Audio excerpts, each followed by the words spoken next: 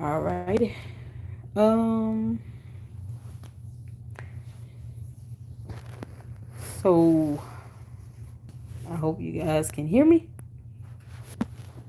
I did turn on the chat and wanted to uh, basically come on, do a live just to kind of give, I don't know, an update on everything that's been happening for the last year. It's been a lot going on. First of all, I miss you guys. I enjoy being able to, put out content and to reach out to you all, and, miss doing some of these lives and just being able to kind of enjoy, reacting to music and all those, the reactions that I do, commentary, um, political, I guess not political, but current events, things of that nature, um, that I get, you know, the opportunity to do and to share with you all. And I just haven't had the time, I guess, to do everything that I've been wanting to do for a minute. If you guys aren't aware, some of you may not be aware. Went through a ridiculous custody battle for modification um, last year June, and it was supposed to be, I guess, my oldest son elected to want to stay with his father. My youngest son actually wanted to live with me, but their father was able to hire an attorney, and um, there's got to be some line drawn in the sand where you have a clear difference between, a claim where you have at least some evidence versus just slander in court, especially in family court cases, because those are the worst kinds. And sometimes it doesn't help when you have one parent or both going in and they're just throwing out baseless accusations with no evidence. And the court is kind of going to end up picking, I guess, the side that they like the best. Because I could say in my case, it didn't come down to anything based on facts or evidence. I was denied opportunities to have hearings. Um, I was robbed of any chance to have a good defense put forward. I started out pro se, having to represent myself because I was laid off last year in March, and then had to get unemployment and filed for SNAP benefits and all these things that I had to do. Um, and when I applied for SNAP benefits, of course, in the state of Georgia, DCSS will ask about the other parent and their income. But that application I filed was on April 9th of 2023. The father then decides, once he realized that child support was going to be modified, to file a modification of custody petition on June 22nd. But yet, him and his attorney lied about me having a case with DCSS that had already been initiated. So, when they make these statements to the court, to the judge, she didn't ask, okay, well, when was the application filed? I submitted evidence to show that DCSS could not modify right away because they needed a payment method. They needed an order from the court changing the payment method. He and I did not have some gruesome, divorce battle. We mediated for the sake of the children, for the sake of peace and sanity, and finances. We mediated and we reached an agreement, and it was the best decision to make for the kids. This was in 2021. So we had custody and child support established for almost 3 years. He was ordered to pay me child support, and I even agreed to a deviation.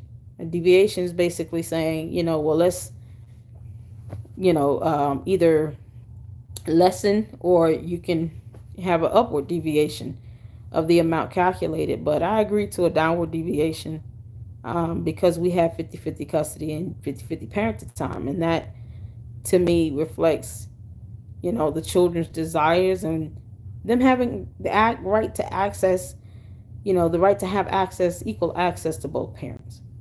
I don't believe that the children should feel like they can't spend time with one parent or the other. Either way, I want to keep it as equal and fair as possible.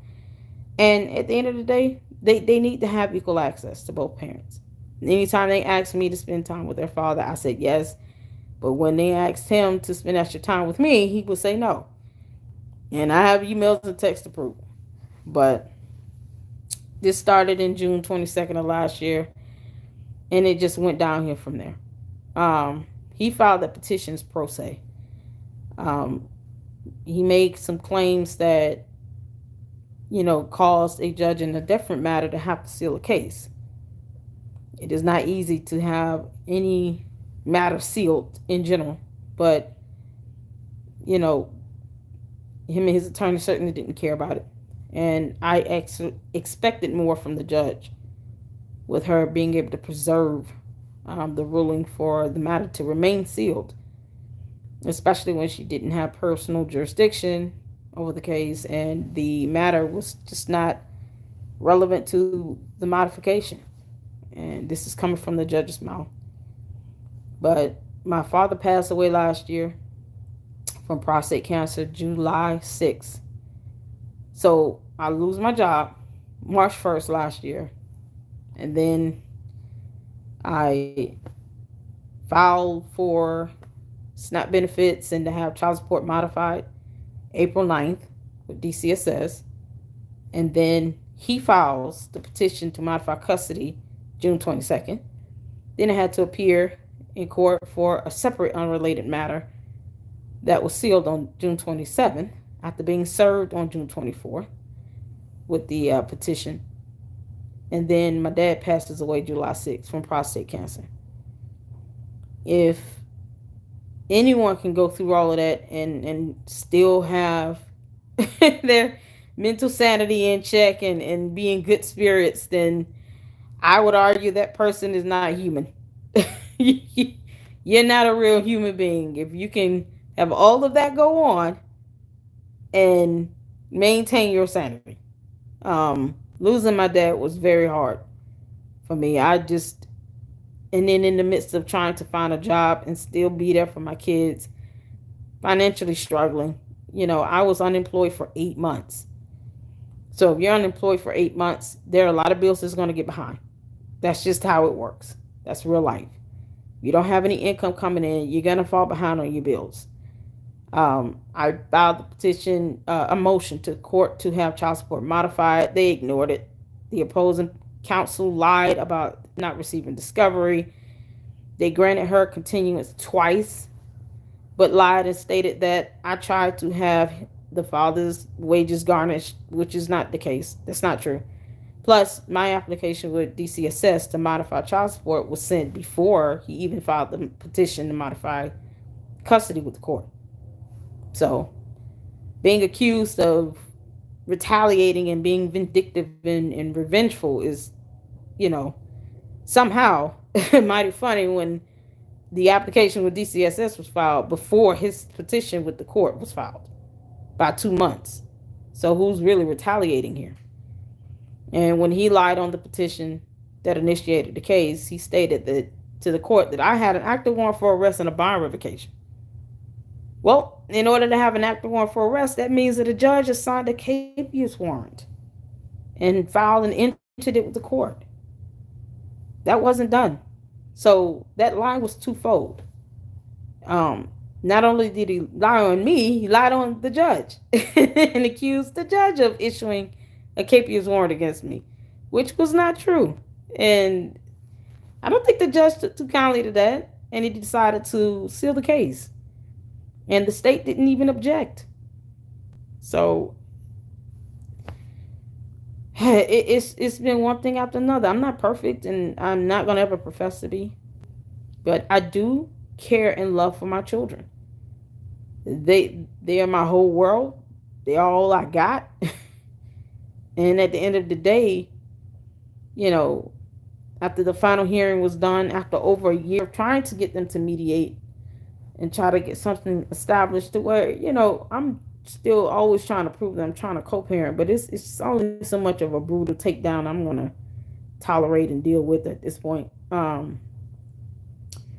They took primary physical custody and gave it to their father, gave both of the kids to their father, despite my youngest son wanted to live with me, despite a custody investigation that was done where the court appointed social worker recommended that my oldest son stay primarily with his father based on his election, but my youngest son, I think either was to maintain joint physical custody of him, but with me having final decision making with regards to his education and stuff. They won't follow that. So why assign a court appointed social worker if you're not even going to care about his recommendation as the court? It was just madness. So I had to focus on trying to get a job. I filed motions to get help to have child support modified when he was ordered to pay. Mind you, their father was making over $91,000 a year. Last year he was making over $104,000 a year, and his attorney lied about discovery. It's like, but I proved that she did receive it because in Georgia they have a system called eFileGA. I think it's eTyler, where you file motions and pleadings through that system, and you can pull up everything that's been filed, and then it'll show you, based on the email address, the date and timestamp that someone accesses the information. I was able to prove that she received it, but yet they never reprimanded her for lying to them. And this is an officer of the court. This is an attorney lying about not receiving discovery, but yet she didn't send me discovery. And after 2 requests, a demand letter, or there's a court rule called 6.4, where you basically send a demand letter to say, listen, by law, you have to send over the discovery to me. You haven't done it. It's been like 3 months, 3 or 4 months. What's going on? And this is the last resort before we file a motion to compel. I was pro se from June when I was served until December 4th. And the attorney that represented me, he was the same attorney I had for the divorce. Like I said, that we mediated. We did not have a trial for that. I refused to do it. And I felt like if we can't come together as 2 adults and make some decisions for our own children without needing a court to tell us how to be parents, then something is wrong. And we were able to mediate our divorce and establish parents' time, custody, child support, everything. And he just decided he's just going to append it because he didn't want DCSS to modify child support against him. And he knew it was coming. But I have no reason to retaliate. That's just the law. I can't help that I was laid off. And if it were up to me and I can control my employment situations, I would have never lost my job. But being unemployed for 8 months, it pushed me to the brink financially. And the court still, despite the change of circumstance that was valid, having received unemployment, they just didn't, they would rather have an attorney lie than saying she didn't get discovery in the DERFA than to simply just look it up and say, nope, you received it. Here it is. We're not going to, adjourn this. We're not going to grant you a continuance. We're going to hear this matter because he needs to pay child support. But they never did that. 2 hearings were scheduled where that never happened. So I'm saying all of this now because first I got to get this off my chest. And secondly, this is because no one should have to go through this. And you certainly don't want your children to have to go through this. You want things to be done amicably and peacefully as possible. But when one parent is desiring to try to co-parent and mediate, like I tried to, and the other parent is just rejecting every offer available to mediate and to try to co-parent, then, there's this disconnect. And the court automatically assumed that I'm the one that's not trying to be amendable. Well, I'm the one that pushed for mediation in 2021 for the divorce. Why can't we just modify the agreement we have in place? This could have been a phone call. And if I've never robbed my children of extra time with their father, I wouldn't rob my oldest son of time with his father, even if he wanted to spend time with his father, to live with his father for the majority of the time. However, the law states I do have the right to object to an affidavit of election and to request a custody investigation and to make sure that it was done in good faith. Doing that because you're trying to avoid having an increase of child support that even a separate judge said in a hearing on the record. He even felt, the judge that handled the unrelated seal matter, he even stated it sounds to him that the father was doing this to avoid paying child support. A judge gave his opinion and said that in court because it's not hard to see. And sometimes, these family court judges, they're either gonna show some level of biasness simply because you have an attorney and a job, but people like myself, I didn't want to be pro se, but I didn't have a choice because I didn't have any income and I couldn't afford an attorney. And when I finally get a job, end of October last year, I was still trying to catch up on bills for being unemployed for 8 months. And they took that as a sign of weakness. Oh, you're asking us to modify child support, talking about, I was almost on the verge of an eviction twice. Well, that makes you look unstable. No, it just brings a sense of urgency into the court modifying child support because there's a change of circumstance to warrant that. Here's all my, income and expenses. He was making $104,000 a year. What are we doing? We have laws. Modify the child support. They never did it. I even filed a motion to have the parenting time deviation removed, and which would have been a benefit to him because the obligation calculated would have been based on what we agreed upon in 2021, which means that he would have been paying child support on a lesser income.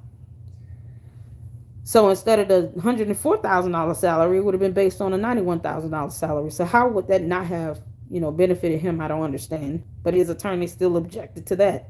Her whole goal was to keep her client, who makes 6 figures now, from paying child support when he was ordered to pay it. And, he violated the court order. I filed motions on that, asking the court to hear the motions so that the issue of him interfering with my parenting time wouldn't just blow up out of proportion, which it ended up doing at least 4 times, and they never addressed it. So they just let him do what he wanted. The petition he filed had his attorney file a restraining order against me because of his allegations. Harassment and favoritism. You asked the court to issue a restraining order against me for harassment and favoritism. But when there is police body camera footage of the petitioner being aggressive with my youngest son, they didn't even want to see that evidence. That wasn't considered at all. So, between fighting for my kids to maintain custody, parenting time, trying to get them to modify child support at that time, I needed help. Child support is to help take care of the kids. And it could have been a temporary measure until I got a job. But they prolonged it and avoided addressing it. And they allowed his counsel to lie about not receiving discovery to push back those hearings. And when I got a job, oh, she works now, so he doesn't have to pay her. Your client makes $40,000 a year more than I do and receives VA disability payments.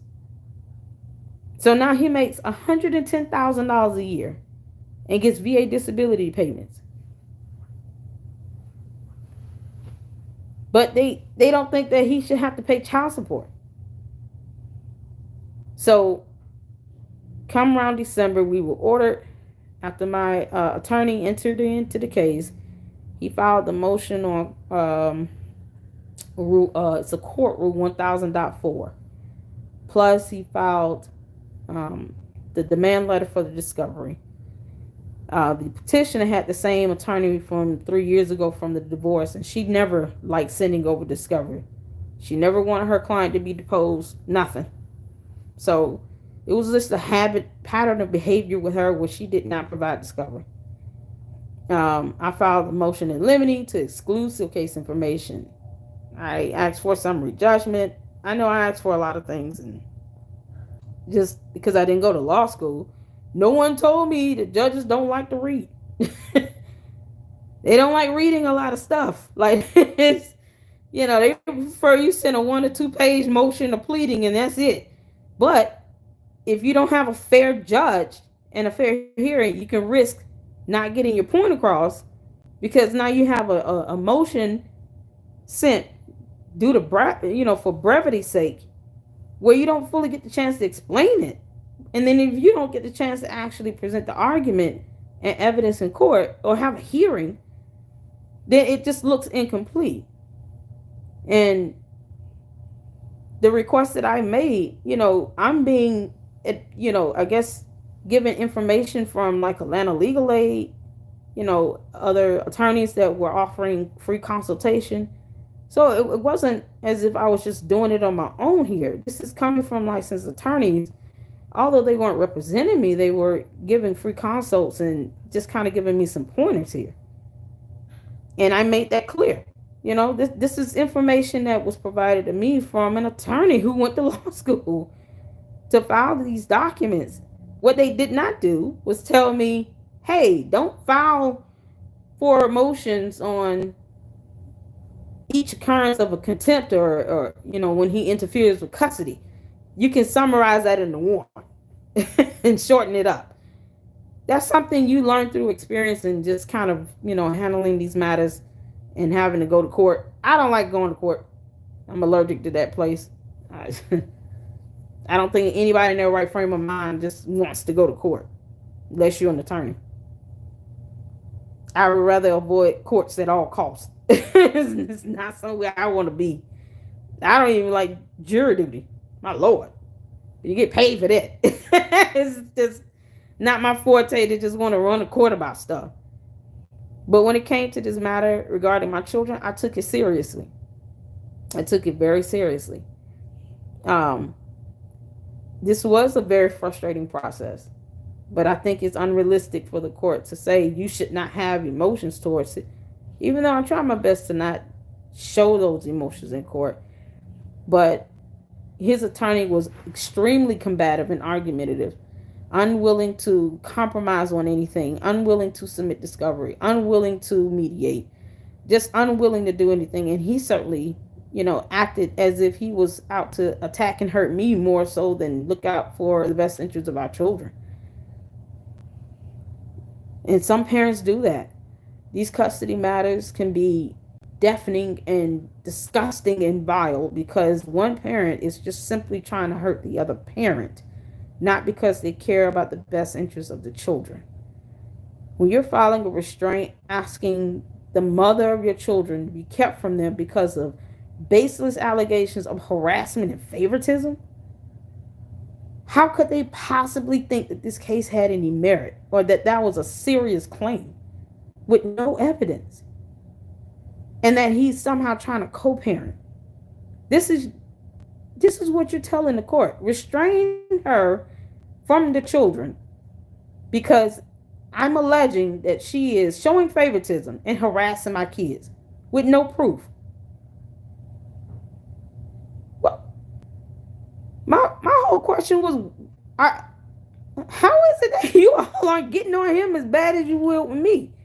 And I filed motions with evidence to show that he intentionally violated and interfered with custody in my parents' time. I had videos, emails, text messages. Ample evidence to support that. By state law, child support should have been modified. They didn't even want to address actual real issues here. But nope. Let's sit here and take time out for this absolutely deplorable motion involved in horrible bad faith. Just deplorable. To have a restraining order issued against me to keep me from my kids because they're alleging favoritism and harassment.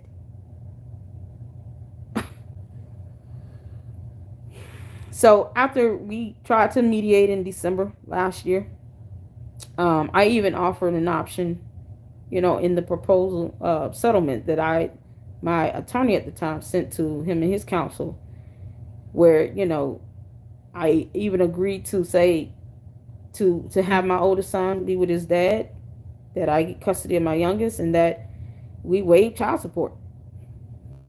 They didn't want to take that either. Any and everything we could come up with that was logical and reasonable as a parenting plan, they denied it. He wanted complete control. And he wants me, a person who only makes, I have a job right now, I make $71,000 a year. The father makes $110,000 a year. And he receives VA disability.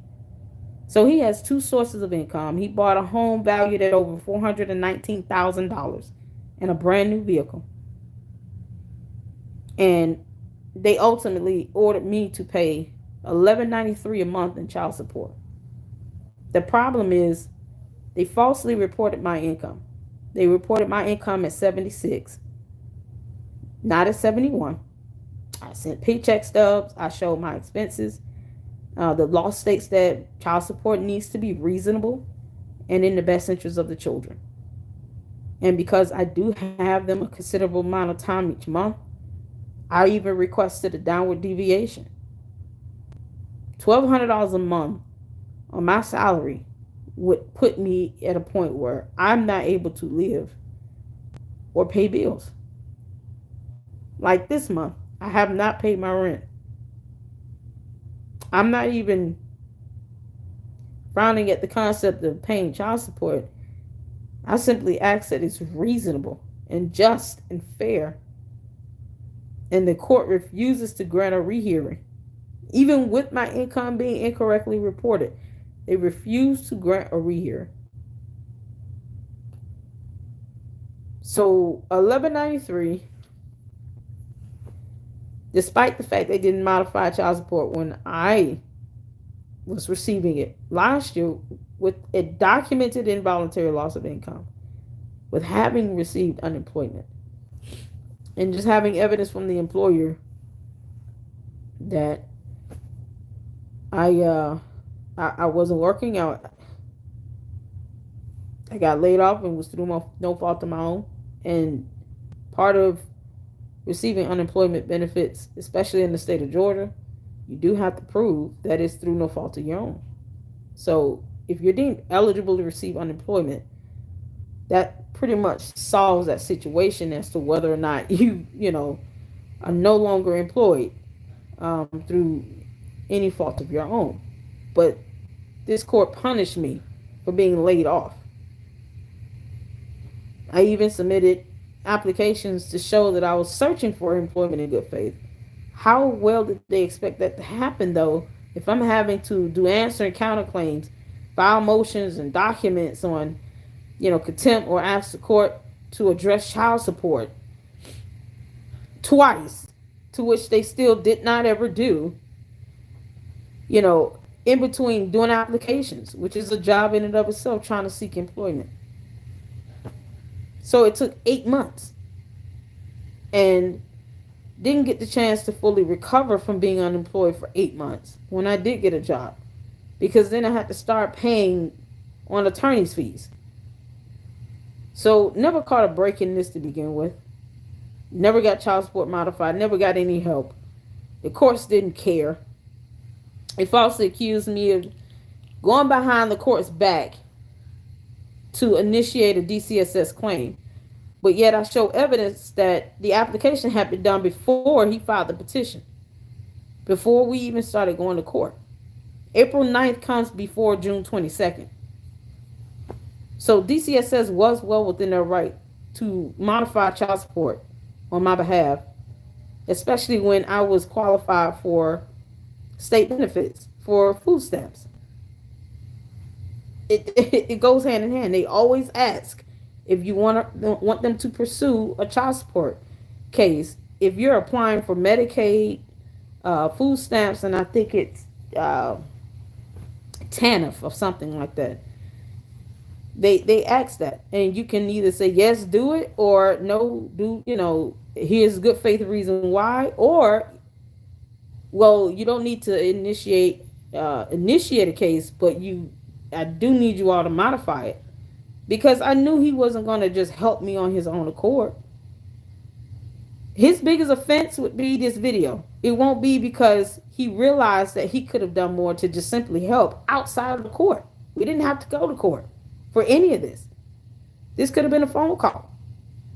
If we mediated our divorce, why couldn't we mediate a modification and spare each other and the children from this headache and nonsense? The kids didn't want to go through this. But, this is what happens when somebody who has the means to drag out court matters and pay for attorneys and stuff,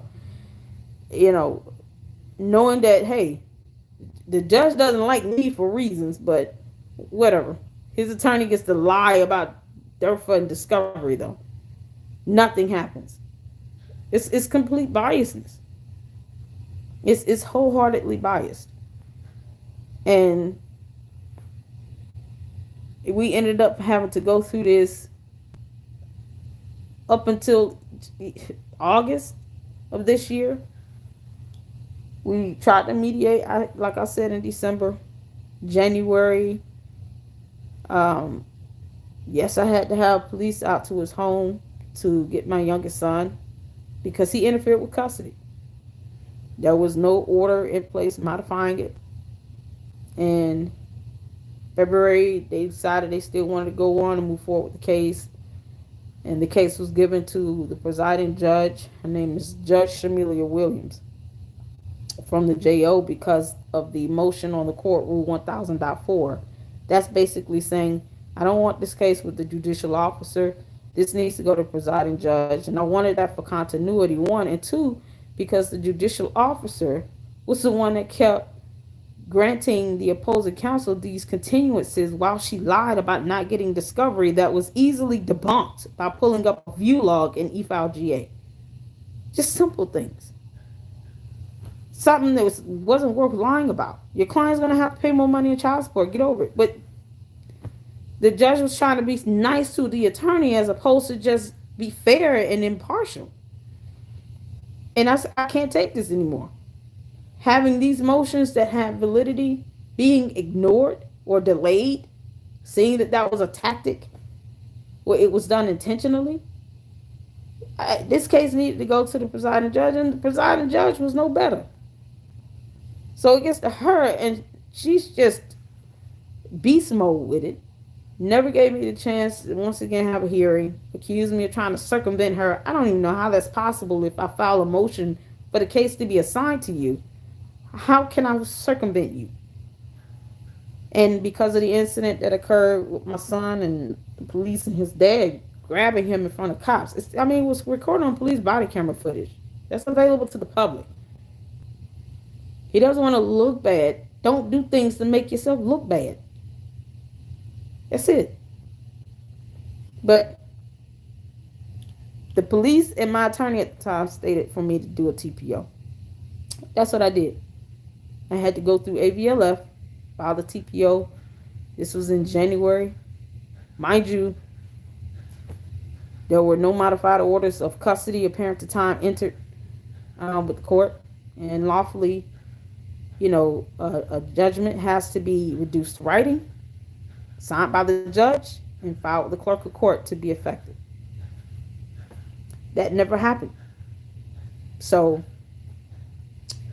we went from November, when there was a hearing conducted. I don't even recall what all was said. I couldn't even barely hear. I think on November 9th or 13th or something like that. Couldn't barely hear what was going on. Don't know what was said. The judge alleged that she was going to adopt the court appointed social worker's recommendation. That wasn't done.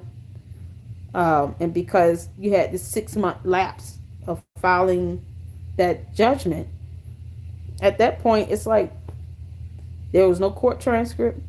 So there's no record of the hearing. It wasn't recorded on or live stream for YouTube. Some of these hearings are live stream for YouTube, which I thoroughly enjoy watching some of them. And it seeing some of these ridiculous hearings, people, especially when you have these sovereign citizen people. Oh, good God, they just make everybody look bad. It's annoying. But they get all the attention and all the effort, get all the patience in the world. Seems like they land the most patient judges on earth.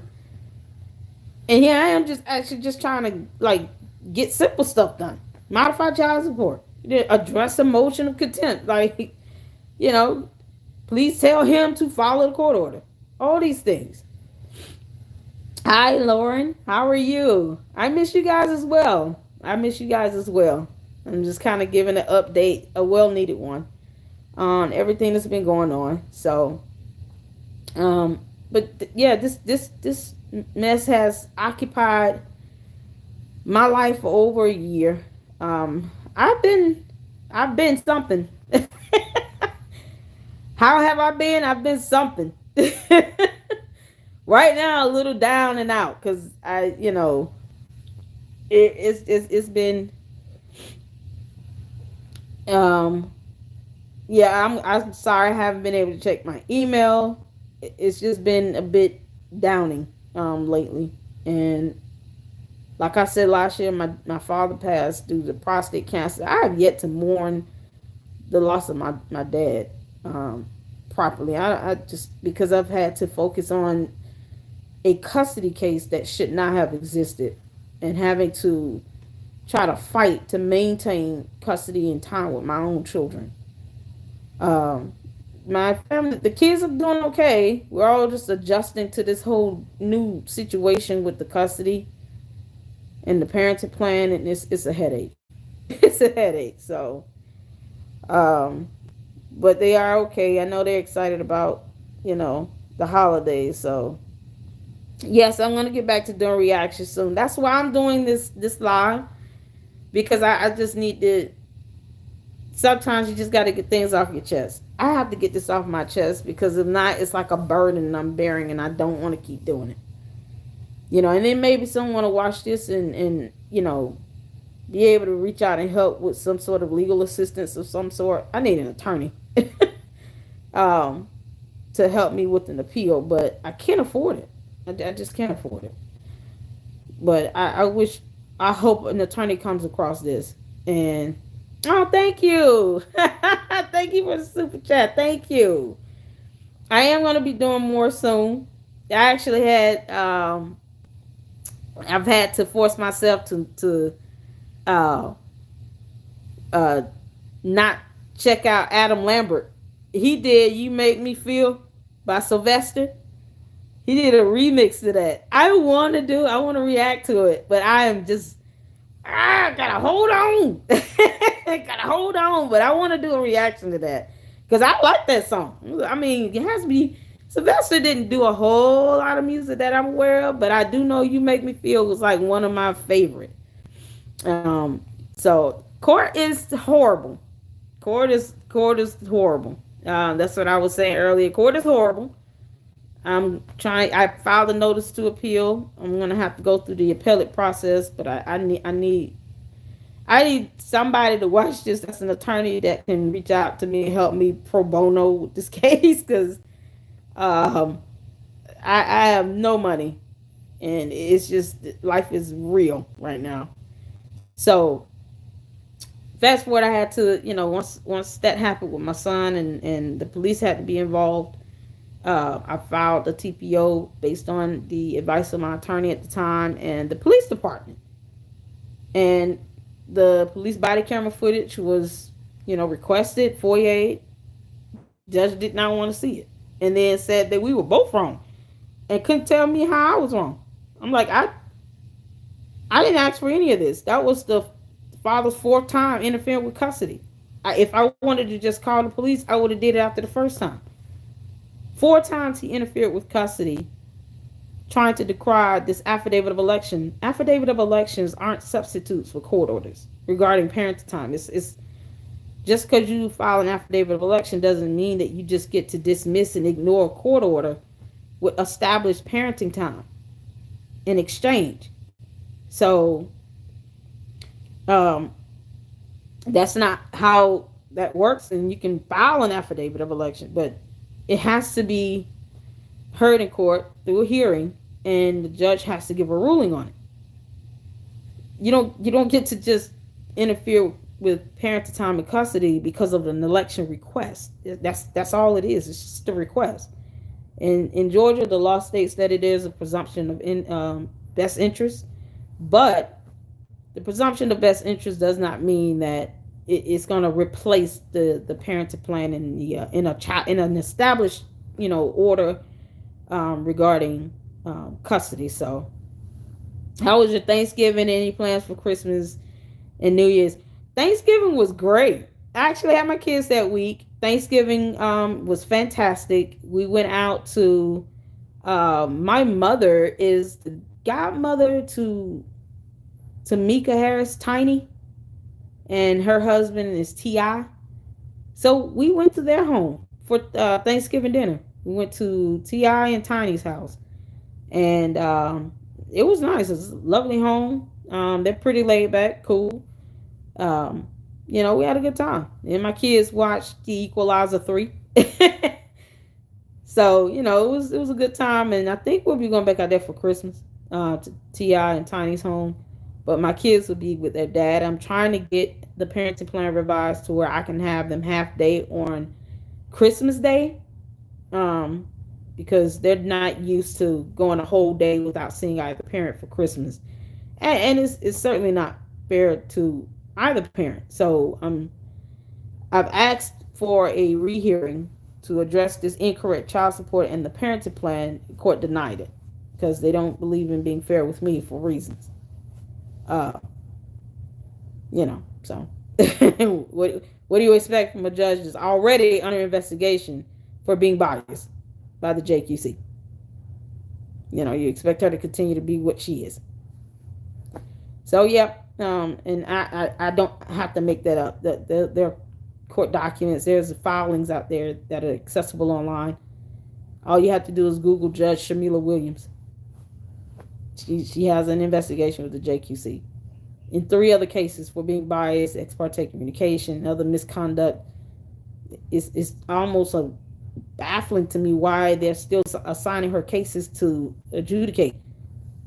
They need to take her caseload away until this investigation is done, because otherwise she's still giving these harsh and biased rulings that are just hurting more families. 4 people aren't lying on you, Judge Williams.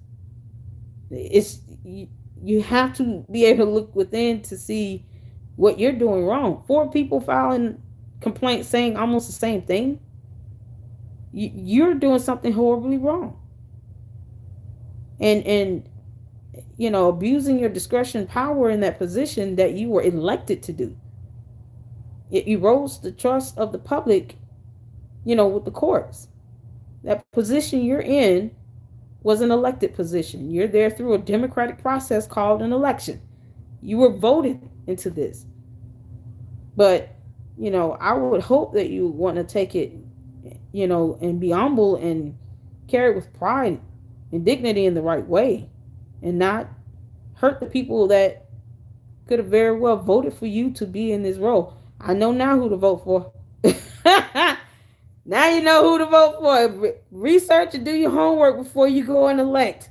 I don't care what type of election it is, because these judges are making decisions that affect not just you, but your children and their livelihoods here. So, going from having filed that TPO, and she dismissed that. She just dismissed everything, accused me of trying to circumvent her. She had first rights of refusal. So the petition went to her. because there was already an open case that she had assigned to her. Why would I circumvent you when a motion was filed for you to have the case assigned to you? There was no logic to that at all. But I got accosted for that, just reprimanded. And it's just distasteful. I mean, end up having my first attorney had to withdraw because he had to surrender his bar license to the Georgia bar. How often does that happen? Poor guy, he was such a good attorney and just a good person. He really was. And I hate that horrible things like that happens to good people like him.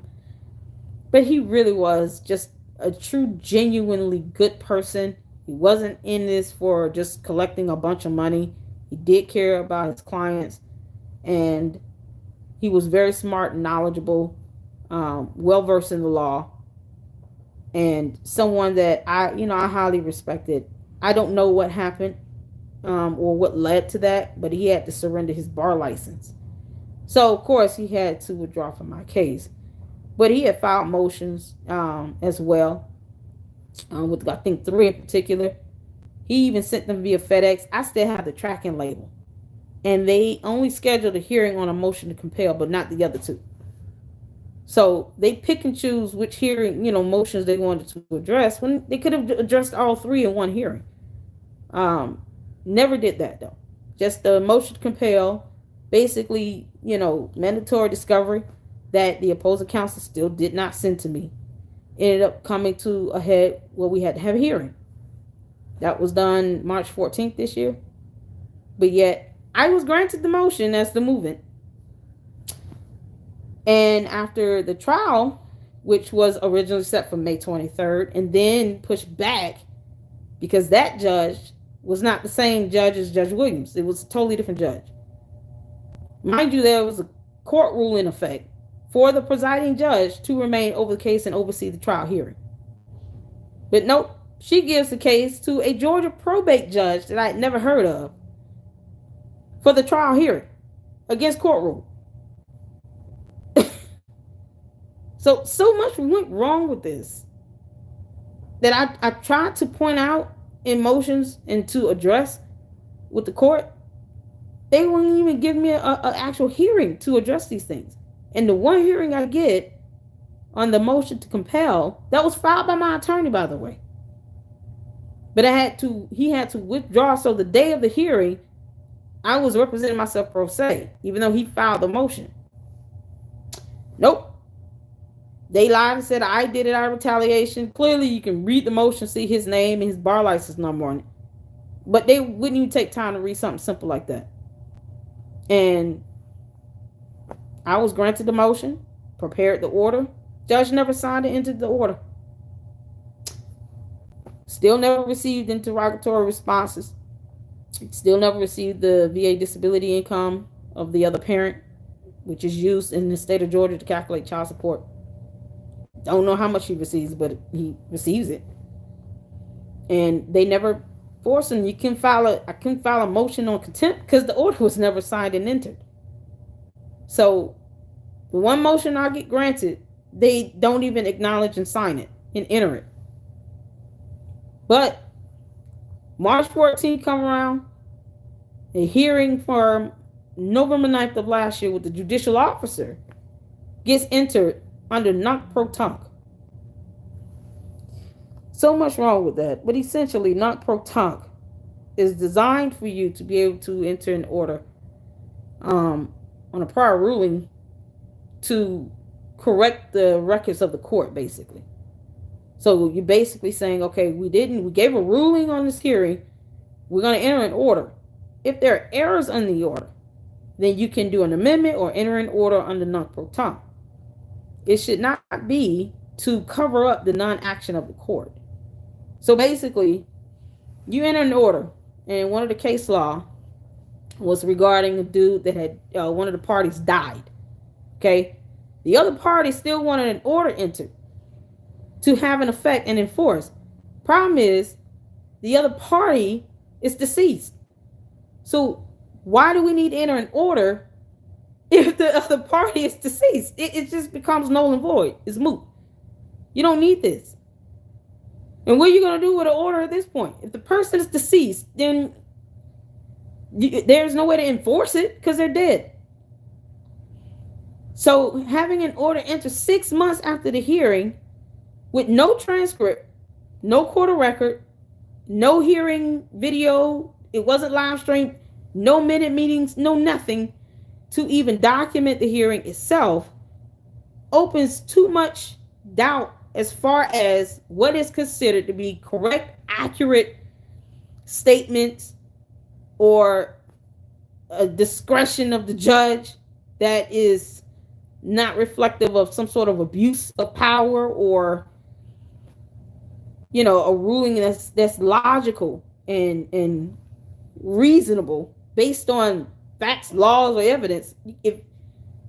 If everything's just at the judge's discretion, then at what point do they utilize laws, court rules, and case law to support their rulings? I mean, you can just put whatever you want in a judgment, and that's it. But that ends up crossing the boundary between something that is reasonable and something that is simply an abuse of discretion or abuse of power here. And when it's happening all the time, repetitively, it needs to be investigated. And so this judge is now under investigation for, exemplifying the same conduct and behavior that she has done in 3 other cases that the JQC is now taking her to court for. And yet she's still working these cases. Like, take her off these cases until you're done with your investigation. And even with some of the claims, she actually, admitted some of the claims from the other 3 cases to be true. So how am I to assume that even though she's admitted some of the claims were true, she had ex parte communication, the impropriety of biasness and stuff, all of that could be true because of her actions that she confirmed that she did, somehow does not lead to, the average person like myself saying, listen, if she act this way in 3 other cases, who's to say she's not going to continue on with this? So far, technically speaking, she hasn't gotten caught. She's simply under investigation. She did confirm some of the claims to be true, but how do you all know she's not doing it still? And even the more in other cases that we don't know of.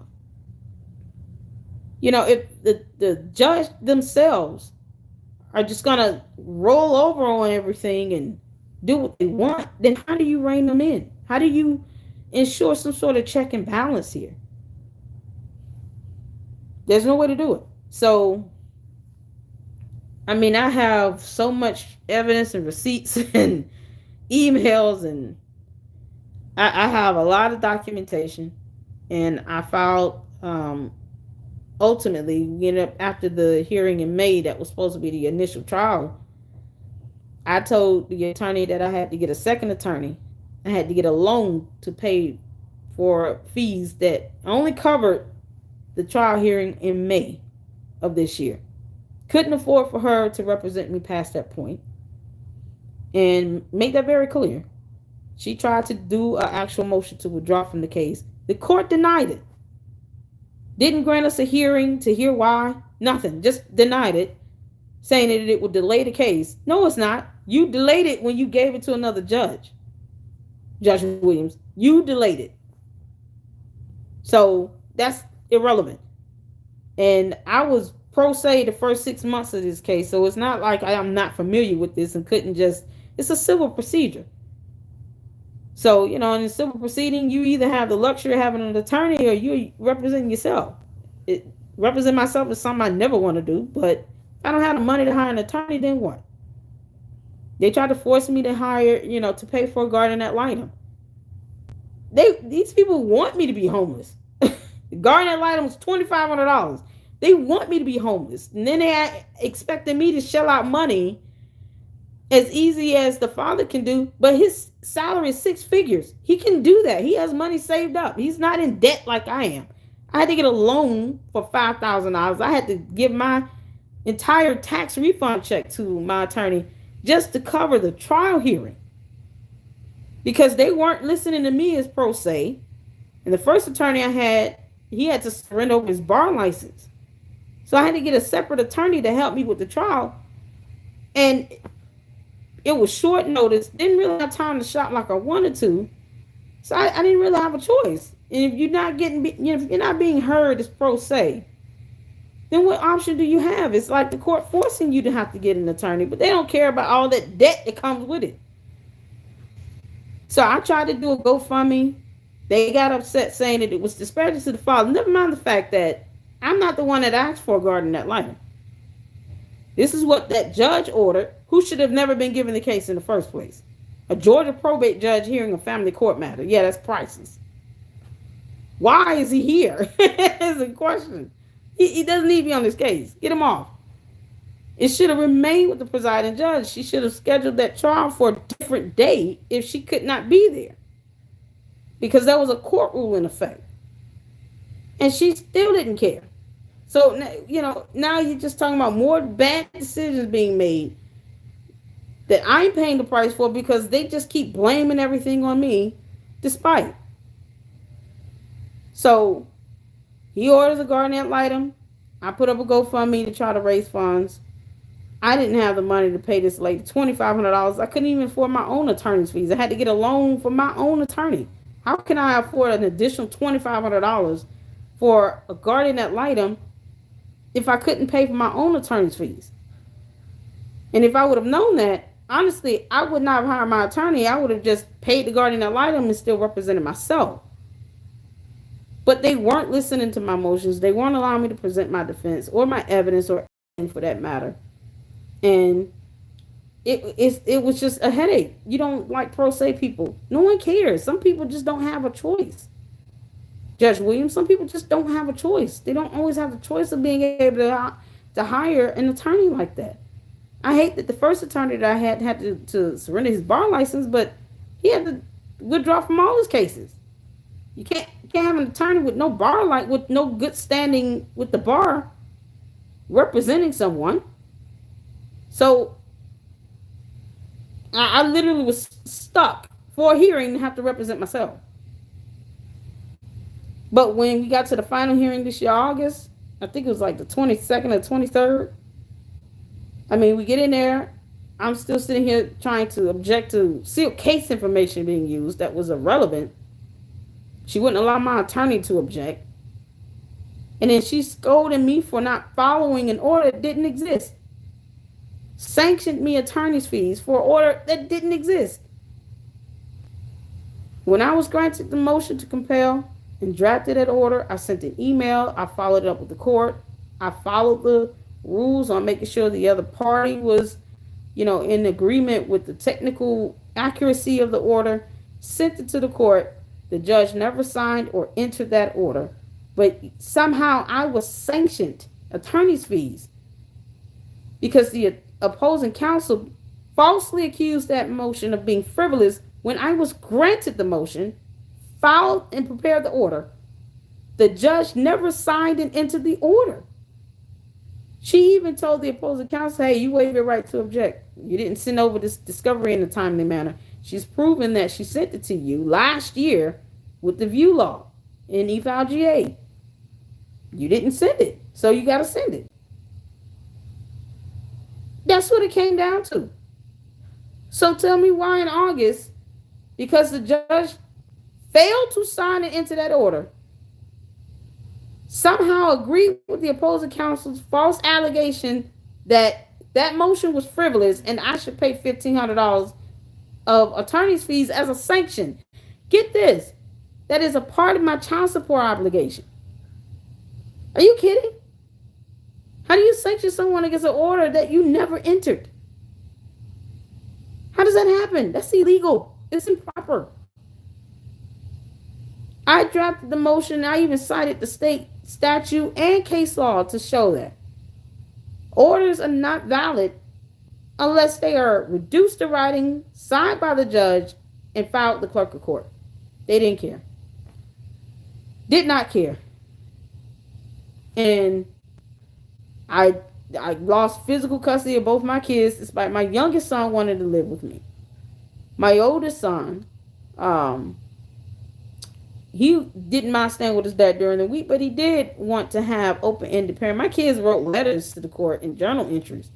The court never wanted to read that. They barely reviewed the evidence of the police body camera footage or any of my other evidence. They didn't want to hear any motion of him being in contempt and violating court orders regarding my parental time or custody. Picked my kids up from school 4 different times. The first 3 times kept them from me. Would not, I wasn't gonna just jump the gun to try to get police out there to his house and to create more stress. But the 4th time he did it, my son was on the phone, upset, and refused to hang up the call. And I didn't have a choice at that point. In December, he kept my kids from me for 10 days and would not allow me to get them until the day of Christmas. But the courts don't see anything wrong with that. Now tell me that's not biased. He had no reason to do that. But when I try to talk about this and report on these things and exercise my First Amendment rights to freedom of speech, so I can get this off my chest, then all of a sudden it's disparaging to him. No, this all could have been resolved through a mediation. This is not meant to be disparaging, but the average person would look at this and say, dude, how could you not want to help the mother of your children? That's not a bad mom. I'm not perfect, but I'm a good mom. I love my children. They're my world. And I think everybody here knows that. I have good kids. They're typical boys. They don't like cleaning their room, doing laundry, but they're good kids overall. They don't give me any problems. I don't have to worry about my children running in the streets and out there and not coming home for curfew. And I don't have to worry about my kids doing that type of stuff. They're very sweet, very loving kids. And here we are a year plus later. Not only did I not get primary physical custody, at least my youngest son, I got ordered to pay child support for an amount that was inaccurately calculated using falsely reported income. He withheld his income on the VA disability, never sent discovery, and then I was sanctioned against an order that didn't exist. And on a motion that his attorney called frivolous, just because she calls it frivolous doesn't mean that the court had to agree with it.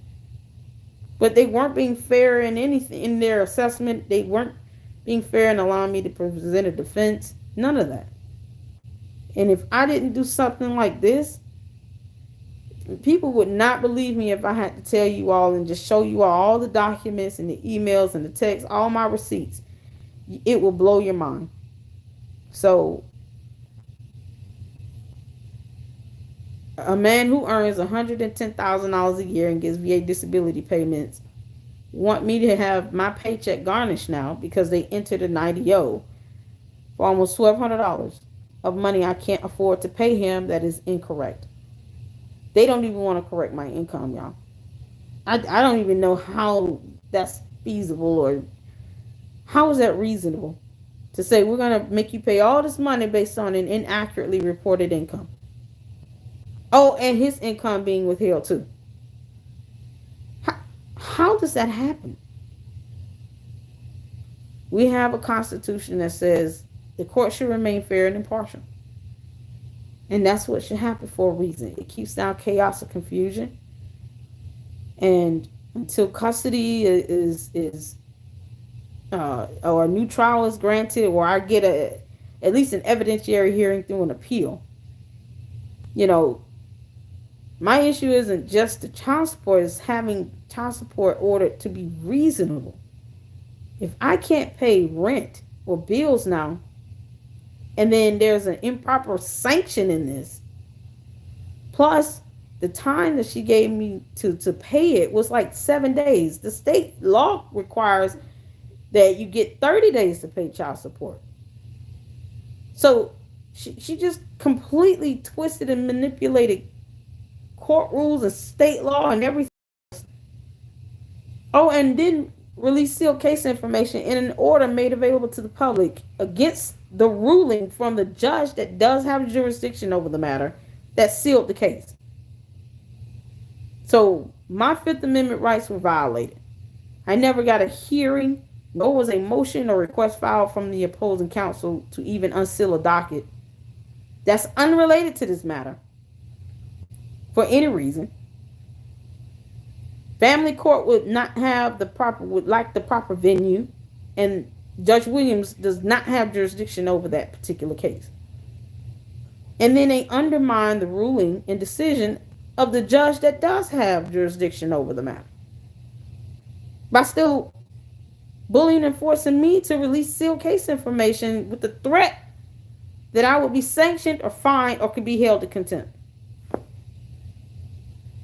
This is what I've had to endure. And it's just, how can these courts continue on like this? It's baffling to me.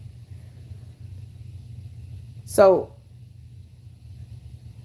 I'm going to have to do another GoFundMe again. And if the courts don't like it, they can pay for the attorney at their own income, because they certainly don't care about mine. It's Christmas time. I haven't been able to pay my rent because I can't afford it. And as a mom, you know, you do everything you can to support your kids, but a real human being will feel just defeated. Most people would, when they want the best for their kids. And I don't know the last time I felt this much of a hardship for an extended period of time in all my life. Normally I'm able to kind of bounce back.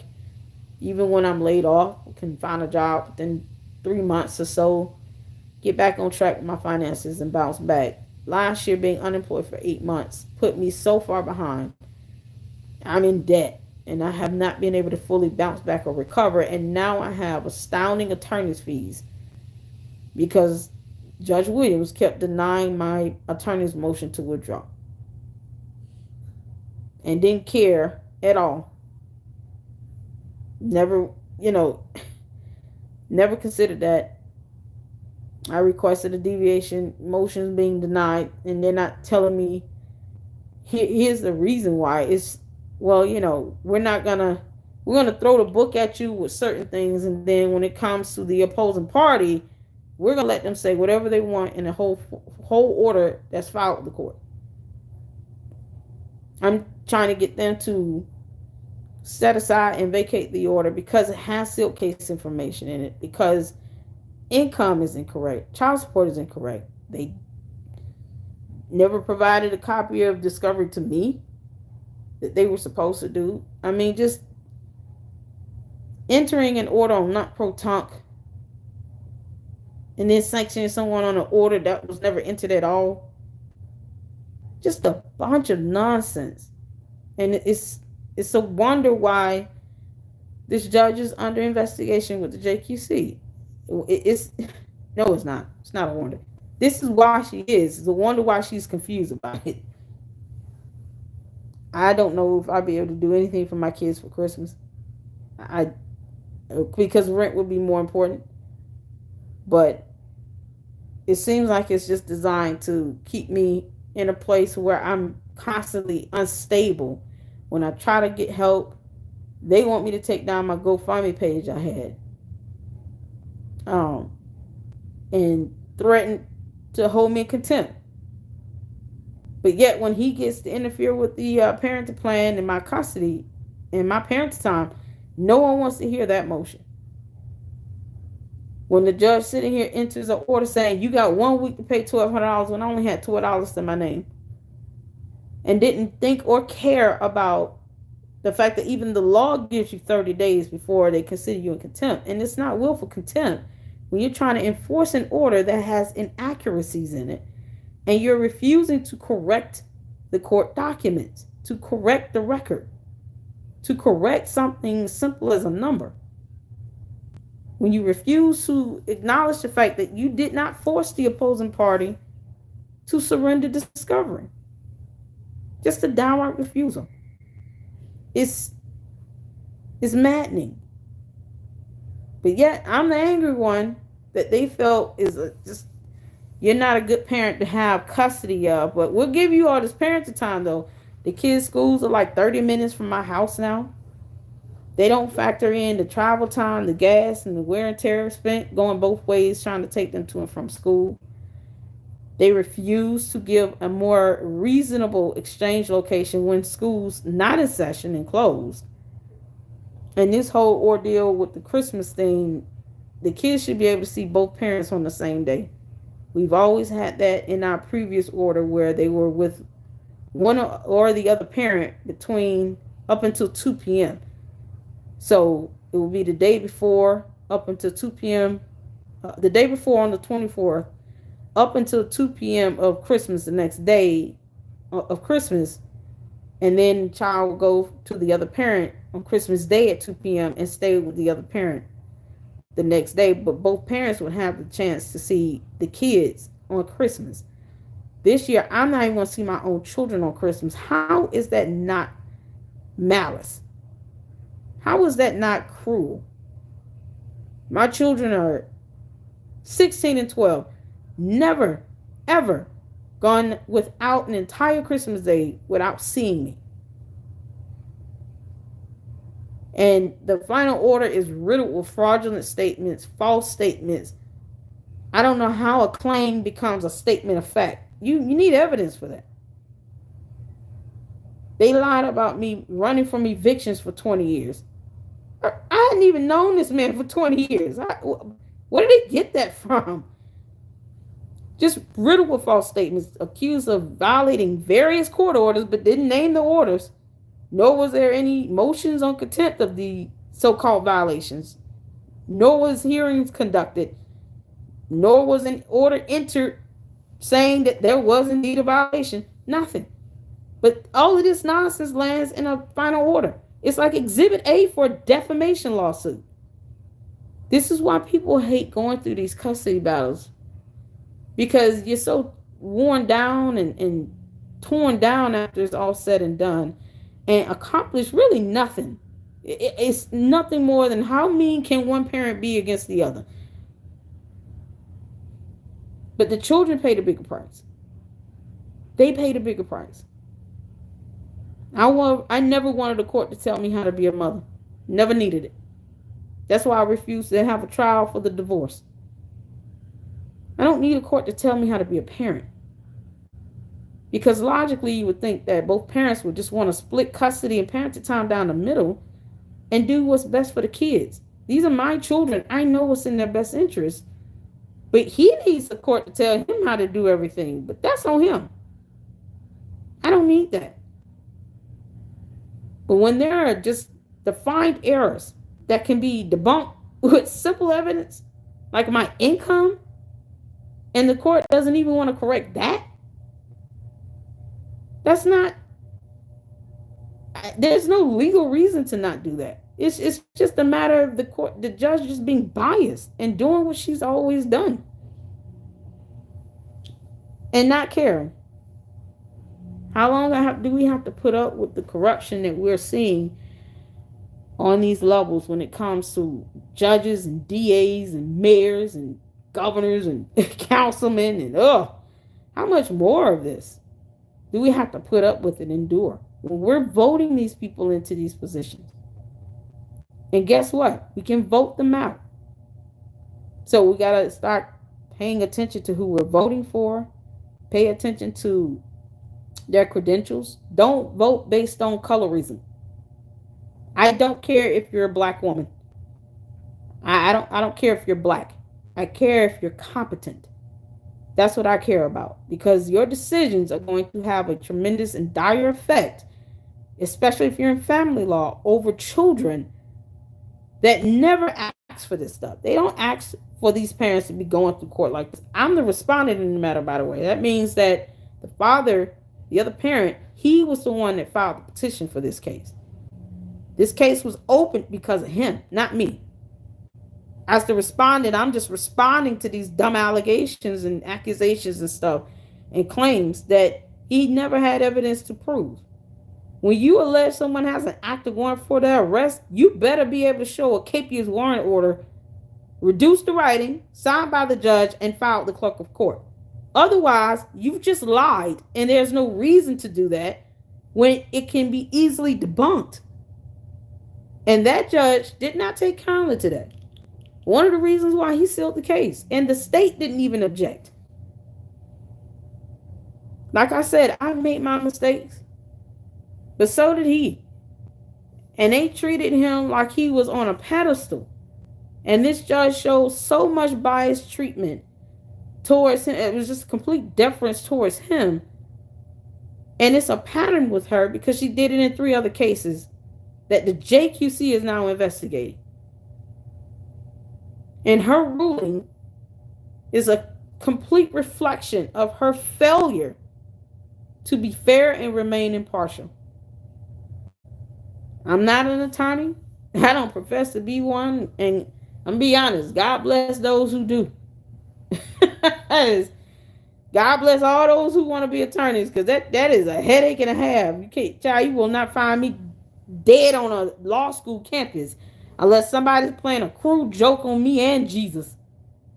You won't find me dead on a law school campus. That is not the gift God gave me. I would never want to go to law school. I only learned what I needed to learn to try to do the best that I could, because this is about my children. And the courts just took them from me and said, yep, you got to give this high income earner, $1,200. Never mind if you end up being evicted again. You don't have a place to live. If you're unstable and you can't afford the kids, then I guess you don't see them. When did we ever do that in the United States? Since when do we say a parent being laid off is unstable when it's through no fault of their own? When did we become heartless and soulless to where we don't even care how this stuff affects our own children now? If this judge has done this in 3 other cases, now mine 4, can you imagine the countless of other people out there that have experienced the same thing, if worse? 4 people aren't lying on her. I had to file a complaint, so I'm sure everything she does now is going to be out of retaliation. But we got to stop electing these people into these positions of power where they're just abusing it. The first sign of it needs to be taken seriously and investigated and heard in a court of law. And if it's overwhelming, if that burden has been met, these judges need to be set down, because there are others. There are others who went to law school that are competent, that are smart and intelligent, and will be fair and impartial, that can serve in these roles.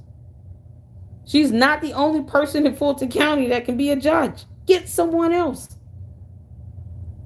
and be done with it. I'm not trying to disparage Fire to issue him a cease and desist letter because he lied on a petition under the penalty of perjury about me having an active warrant for arrest. That was not true in the least bit. And a judge had to ensure that. And even he could see through this.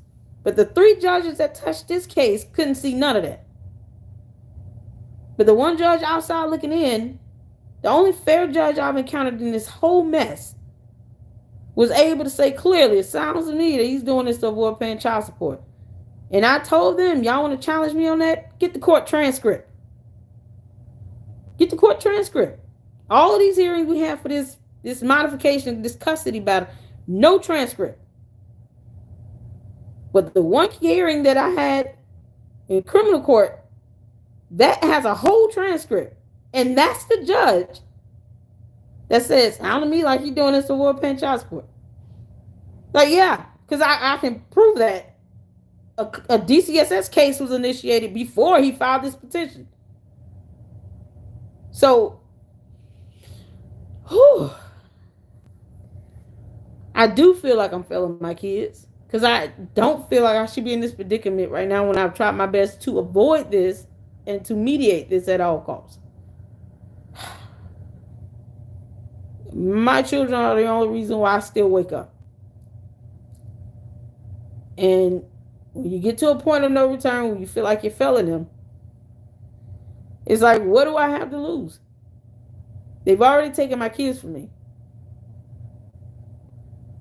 I'm not saying this to challenge the father, because he probably could do worse at this point. As horrible as he's been, as soulless as he's been, you're a high fee earner making $110,000 a year. You get VA disability payments, and you want me to be on the brink of homelessness, trying to pay you an unreasonable and inaccurate child support amount, as opposed to saying, you know what, I'll agree to just waive it. I mean, just so I can still have a steady home and environment so that I can be in my children's life. But the moment I get evicted, I guarantee you all, he's going to abuse that and try to take it and run with it, because him and his attorney have no soul, and say, oh, look, now she's unstable. They don't need to go over there at all because she don't even have a place to live. That's what he wants. He wants me to be at the lowest of the lowest. All I wanted was just to co-parent and resolve this through mediation and be done with it. But yet, I agreed for him to receive a parenting time deviation 3 years ago when we mediated our divorce. And he's sitting here talking about, where's my money? $11.93 that I can't afford to give him, because that wouldn't even be all my rent. My rent is about to go up. Lease is about to expire and up for renewal. My rent's $1,400 a month. I still have car payment and insurance, cell phone bill. I still have to buy groceries to feed these children. By the time my paycheck hit my account, it's gone. I had to, unfortunately, stop payments on the payment plan to the attorney that, poor woman tried to withdraw from. In my case, twice. First time it was done July 19th, denied on the assumption of a delay, but no hearing though. And she just tried to do it again November 5th. The court just refuses to take action on it, but they'll issue an IDO to have this money come out my check now when it's inaccurate and should be corrected. And they don't want to do that.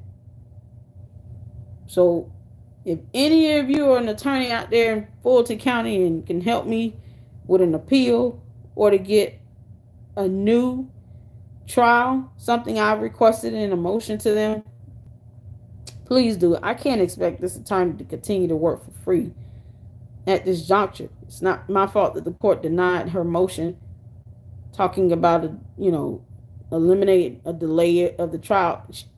That was her assumption. All she had to do was have a hearing and ask us what was going on. But this is where this abuse of discretion comes into play. But she'll use discretion and give the opposing party whatever they want, despite how wrong and how horrible he's been, that a judge outside looking in can easily see for themselves, but not the judge on the inside can see, because she refuses to review police body camera footage. It's unbelievable. Unbelievable. So yes, I have a complaint, and I hope the JQC does something. I wish to God this goes viral, because there are a lot of people hurting and suffering, going through the same stuff. Like I said, the issue isn't being, told to pay child support here. It's the amount. And I even pointed out the state law that shows that child support should be reasonable. It should not create a financial burden or hardship unnecessarily, and it should be within the best interest of the children. Reasonable expenses to care for the kids. Because I still have to put gas in my car and drive 30 minutes one way to take them to school now, because their father put them in a school 30 minutes from my home. Court doesn't care about that. They just say, you all need to come together and try to find a school that's in a reasonable distance between your house and her house. At least try to be fair with it. Nope. They won't even allow me to propose a new exchange when the schools are closed. They still want me to take my kids to a school that's closed when it's not a session to exchange them. We can't even access the property because there's a gate. No logic in that. And asking for a deviation is just part of the legal process. I have a right to ask for that. Especially when I've given you my financial affidavit, show you my expenses, just vital household expenses, light bill, gas bill, water bill, rent, food, toiletries, things for the children. My expenses outweigh my income. And now they're going to take $1,200 out of my life. So I haven't even been able to pay my rent. I don't know what's going to happen. Won't be able to do Christmas.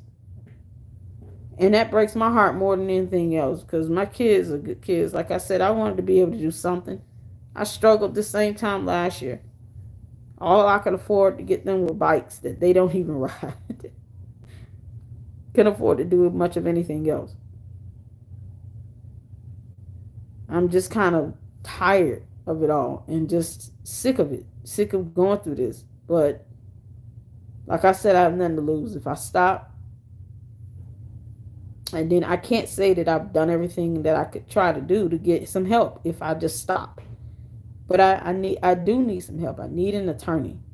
And I wish the courts would stop telling people that are pro se, go get you an attorney. Go contact Atlanta Legal Aid. It's insensitive. And it's ridiculous.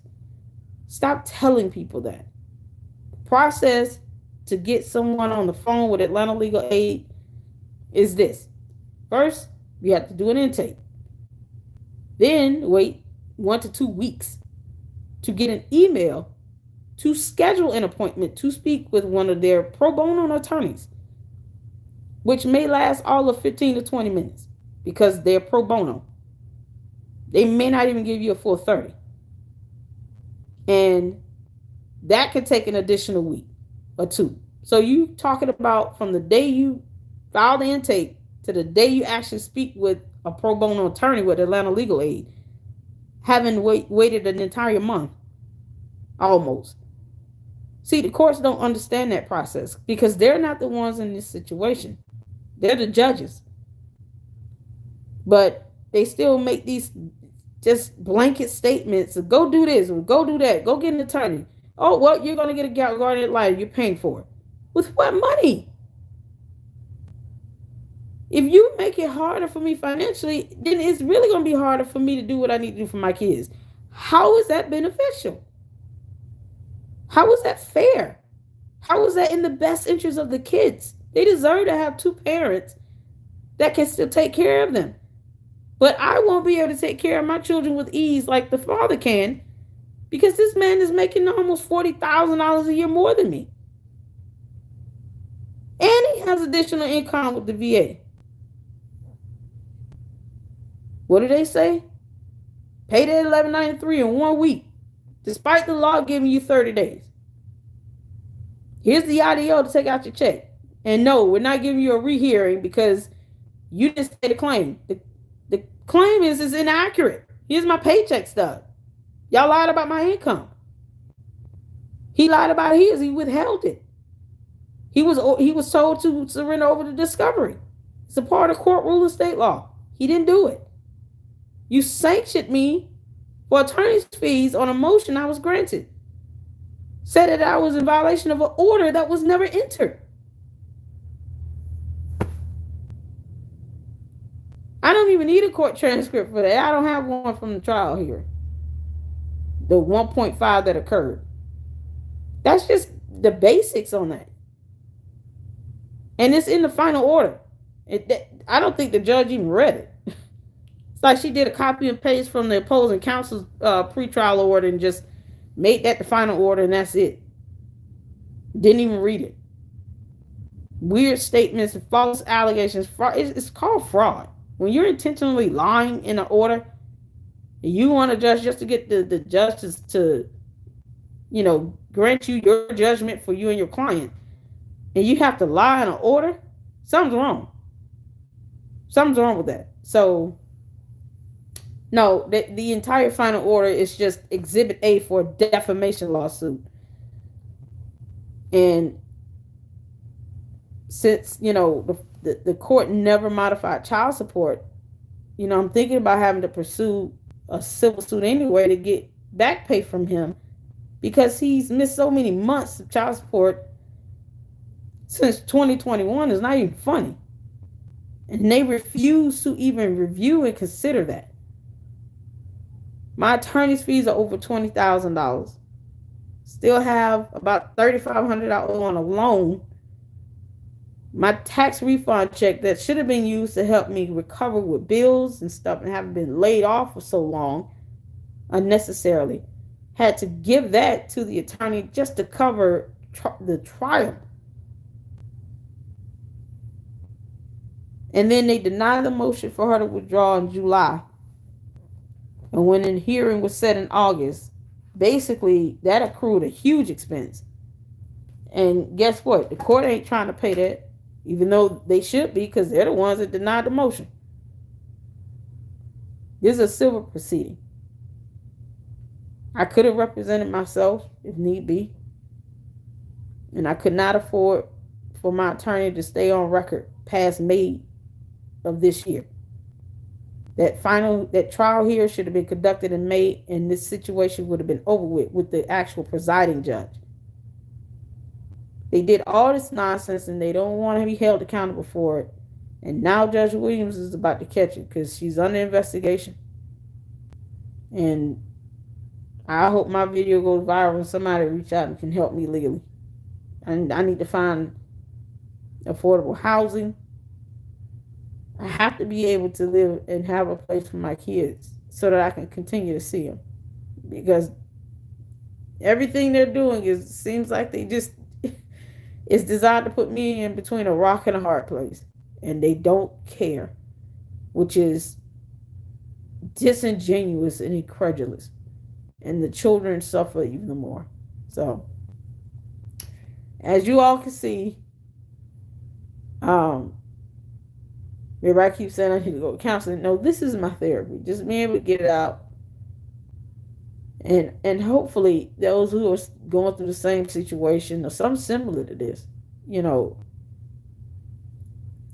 hopefully you can find some sort of encouragement to try to, judges are just sometimes going to be biased. And what do you do with that other than to report it? Just keep documentation of everything and report it. But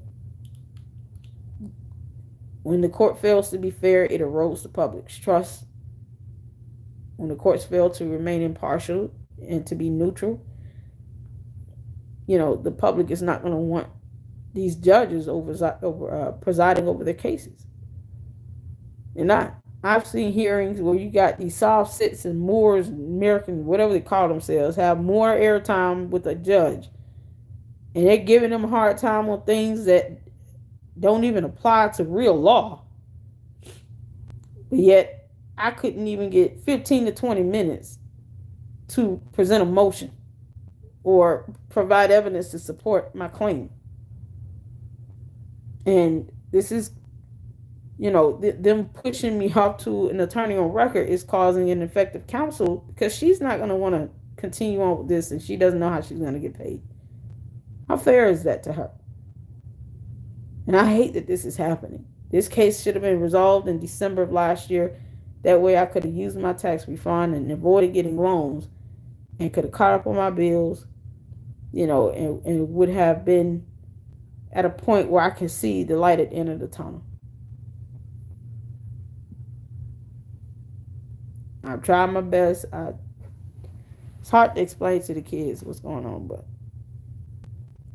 I do feel like I failed them at this point. And when you push them out to the point of no return, where you start feeling like you don't have any other options, you have nothing else to lose. I guess that's the only reason why I'm still moving forward, trying to get an appeal or a new trial or something. Because it wasn't fair. And it's hard to say that the ruling would remain the same if I had a new trial, because there was so much evidence she didn't even review. She certainly didn't get my testimony, and focusing on an unrelated sealed case when you didn't have personal jurisdiction, and family court is not the correct or proper venue for that type of decision to be made. No order entered mandating the release or the unsealing of a docket, a criminal matter. after the judge decided to seal it, and the state didn't even object to it. They agreed. You can't tell me all these things is not reflection of a biased judge. You can't tell me. So I apologize to the Lady Luck Club and to all of those who have supported me because of my absence with this. It's been hard. It's been a struggle. I know that people want me to do reactions and get back on it again, and trust me, I want to as well. Plus, any revenue earned generated from it would definitely help me, just take care of my kids and my household. And I want to be able to do that, but I have to be in good spirits because I'm never going to just do something to go through the motions of it, hoping that I can just get some money out of it, just monetization purposes. I can't become one of those people. If you're passionate about something, you're going to be passionate and excited to do it, whether you get money or not. But this case, you guys, my kids come first, and this has drained all of my time and my resources, mentally and just emotionally, having to fight back on frivolous nonsense and lies, biased conduct from a judge. 3 of them. That it's time consuming. And then the loss of my dad. Had to handle that. Insurance company didn't even want to this day, he still has a balance for funeral expenses. I think over $6,000 or $7,000. I owe my attorney $22,000.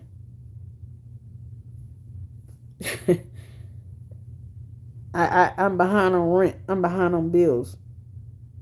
And I don't fathom or foresee Christmas in sight. What do you do when when your back is against the wall and this is your life? Never foresaw myself being in this situation, but I want to be able to, at the very least, get back to the basics, get back to doing my reactions, give you guys some fun and great content. I want to get back to doing that. I think I just need to get this off my chest. I'm trying to get an attorney to at least help me draft the documents needed to proceed with the actual appeal. But sometimes the court of public opinion can be very persuasive and strong and influential over the court of law. So please share this video. I haven't said anything that could not be backed up. Post it wherever you need to. There are people who are hurting just as much. And let's show each other some kindness. Show each other the love and, reach out and help somebody in need this year. Whoever. It is just do something nice, because you never know how much people are hurting and going through what they're going through. I would rather have an attorney right now and a fair judge and get a hearing for an appeal more than anything else, because my kids mean everything to me. And being told I can't be a mom adequately, or I can't see my kids when they desire, when I want to see them. The concept of someone making 6 figures and getting a secondary source of income, wanting me to pay up 30% of my income, that will definitely cause me to lose my home and not be able to pay vital bills. What do you do? The only thing I can do is fight. So if you guys know of any attorneys out there, and I'm being blunt, y'all can call this what you want. Dry begging, wet begging, however that looks. It's not even begging, it's a request. But dry, wet, high, low, happy, sad, however. I need an attorney that can help me pro bono. I'm going to start another GoFundMe. This time I'm not going to be bullied or swayed out, because the courts don't care about me being on the brink of an eviction again because of attorney's fees, because of a stupid case. They don't care. And neither does the other parent. I would never want him to fail to this point, or to see him go through a hardship, which is why I agreed for him to, have a deviation 3 years ago. Because I wouldn't want to make it unbearably difficult for him to be able to take care of the kids financially, because they need their dad, but they need their mother. And he doesn't care. He doesn't care. And it's disgusting. So he can feel this disparagement all day, every day till Jesus gets back. But it's the truth. And it would be different if he proactively tried to say, listen, just let her give me whatever she can, because the kids still need to be with their mom and she needs to be able to pay her rent. Nope. I faced an eviction twice last year. Him and his attorney thought, oh, well, you're just showing the court you're unstable. No, I'm showing the court that I'm unemployed. There's no logic to even being mean and soulless and heartless about that. But,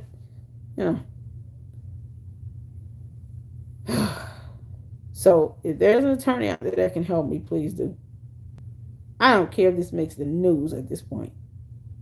Judge Williams already made the news with her investigation by the JQC. So she shouldn't be upset at something that's already being reported. You shouldn't. You could stop being biased, but, too much to ask. So either way, guys, I'm going to get back to doing it, because I don't expect you guys to just, we're just going to help you for, and never mind, we want reactions. I feel like I owe it, because I started this channel to bring some of these artists to the forefront, to the limelight. And it was always fun for me. It was never purely about money. There are a lot of videos I have that are not even being monetized at all. I don't have any sponsors or anything like that. So if I do get any money from YouTube, it's very meager. I don't even think I've met the threshold for the last 7-8 months, because I haven't put out a lot of content, but I've been going through all this nonsense that's just taking up my time and energy and resources. And I don't want to continue to have this case control my life at this point. I want to be able to do the right thing and just put the work into it again like I was before. And you guys, deserve that. I want to thank all of you who have supported me, who still stick by me and still reach out to me. Lauren, a couple others that came in through the chat. I really appreciate it. Thank you for the super chat. Every little bit helps. And I will be posting another GoFundMe. And this time I'm going to make sure that, I'm not bullied out of taking it down, because I felt that's exactly what happened. I was threatened and bullied to have it taken down with the contempt and sanctions and all this stuff. It's exercising free speech. I mean, if you wanted me to pay $2,500 for a guardian ad litem, don't get mad when I put up a GoFundMe and try to get help from people who wouldn't mind donating to pay for that. I mean, it was for the children's attorney. So it wasn't for me. It was for the children having an attorney. But, they wanted to make it hard. They want to throw the book at me, but never mind the opposing counsel not giving over discovery or withholding her client's income. Never mind that. All right. I think I'm done bidding.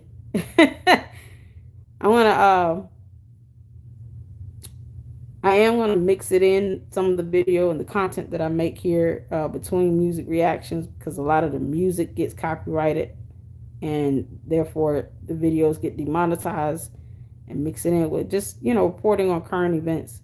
The first video will be this investigation of Judge Shamila Williams, like Christina Peterson.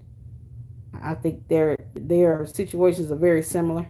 And if the JQC, having brought forth an actual complaint to the Georgia Court of Appeals, if they end up not meeting their burden to have her removed, or do not request that she gets removed from the bench, she definitely needs to be voted out. You need to be voted out. What you're doing is a catastrophe to voters that put you in that position. So 4 people aren't lying on you. She need to be voted out, and I hope they do take action and do what needs to be done. There are other judges out there you all can find to replace them. The other people who went to law school that can be fair and nice and impartial and neutral, you know, that can serve in that role and do a better job and is better qualified and fit. When she is the one confirming these claims against her because of this inappropriate conduct and stuff, you can't say she didn't do the rest. I mean, most people are going to say, well, if you did half of it, you probably did it all. Unless you can prove you didn't. I mean, you know, but just denying it is not enough at this point. And it shouldn't be. No more voting on colorism. Vote for competency. That's it. And I hope that they decide to get the Fulton County Superior Court. Y'all need to get another judge. If she got to go, she got to go. Because she's not helping you all. She's not helping to restore the faith of the public's trust in the courts. Not at all. She's doing none of that. So we're at an hour 46 minutes. Thank you guys so much for your support, for your love, for your comments, prayers, for your kind messages, kind words. Thank you for the super chats. Thank you for everything that you guys have done, sticking by me. I still have over 23,000 subs. And I might do a video right now every other month or so. But the other content I'm bringing in, you guys have to bear with me. Please just view it. Hit the like button, share, sub, comment. Let's get the engagement up, because it'll help balance out those videos that get blocked or demonetized because of the copyright. I'm still going to try to do them, but just understand, if you don't see them, or there's not a whole lot of the reactions for artists that you really want to see, is because their music is just bogged down and they don't think reactors have anything to add. And I'm not making this up. YouTube reactors have been accused of not adding any value to videos. Like, you people do nothing. You just watch it with the rest of us. Yeah, but you want our commentary. I just try to make it fun and enjoyable, because that's all I'm going to do. I'm going to have fun and enjoy it, especially if it's some really good singing. So, yep, I'm going to get back to the basics and get back to reacting to some music. And like I said, I got to get dedicated to this 100%. And maybe one day I'll be able to quit my job or go to part-time status with a job and do this full-time with YouTube and Twitter, or whatever it is called now, Instagram, and just kind of, allow this to help put me in a position where I could work for myself. But yeah, so that's where we are. I apologize. I'm sorry to everybody. I haven't deserted you all. Give me some time to catch up on my emails, but you can feel free to email me at the LadyLuckClubLLC at yahoo.com. Send me requests there if you would like. Yes, I'm going to get the super chats first, their requests first, because they'll have priority. And we want to get this channel growing, the engagement, and I'm willing to put in the work to build up, this channel and to do what I have to do, because you guys deserve it. And it's, I have a good time. I have a good time doing it. So you guys continue to pray for me and my children. Keep us in your thoughts.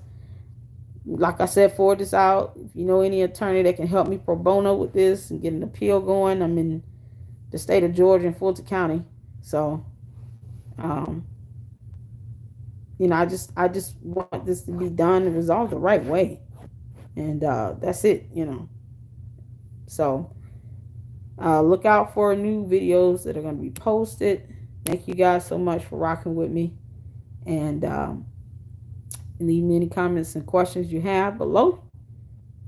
And I hope to get at least one video going each day this week, just to kind of get back up with, posting content on the channel. Love you guys so much. Thank you. Lady Luck Club out.